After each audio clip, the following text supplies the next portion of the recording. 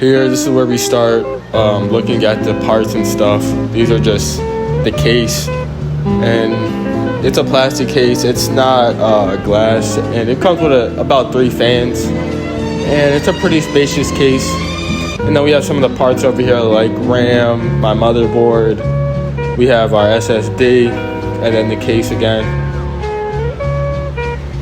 And then this is me putting all the parts together. This is me putting my SSD in right here. Yeah, you gotta make sure to line it up correctly with the screws so you don't mess anything up or ruin the SSD.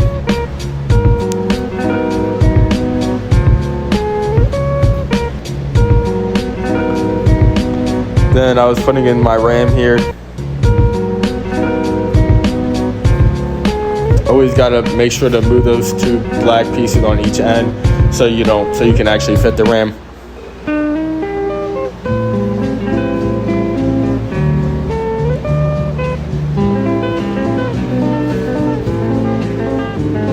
Yeah, a little bit of trouble. It can be a little bit of troublesome to get the RAM in.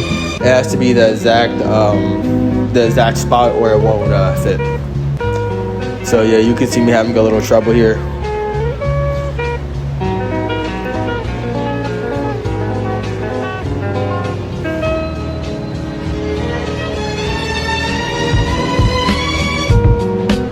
But then yeah, I get it in.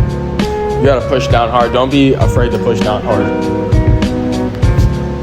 And now we gotta get the other one in.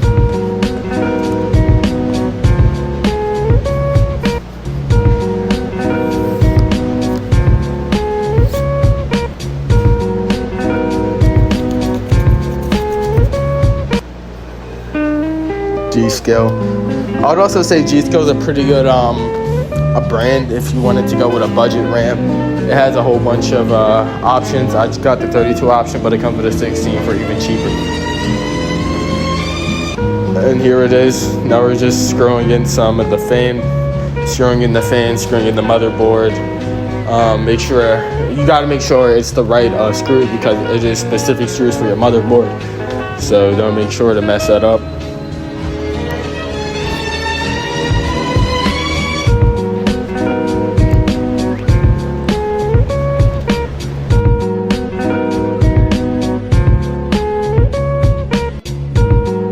After installing all the motherboard parts, we move on to the GPU, and this is me unboxing the GPU. It was actually very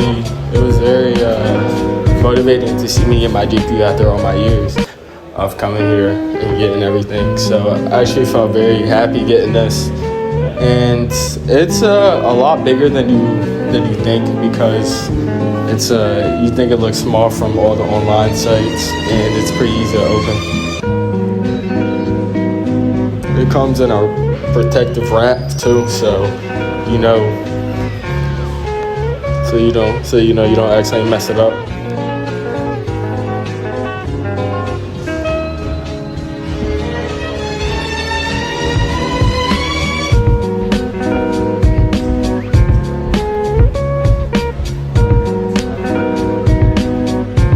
And then then we move on to the part of installing the actual GPU.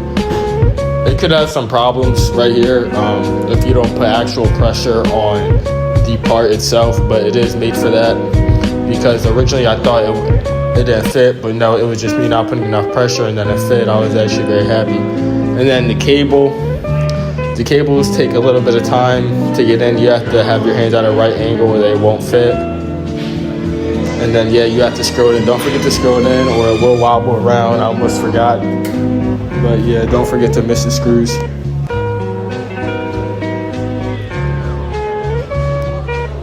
And then after we got everything installed, we can move it up to the boot up scene.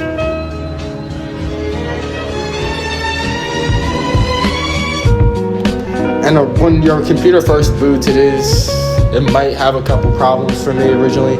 My computer took a couple seconds to boot instead of it starting automatically. And then we have this installing Windows. Installing Windows is pretty simple, but the only thing you might be missing is a product key, so you might have to activate Windows on the bottom. But anything after that, it should be good.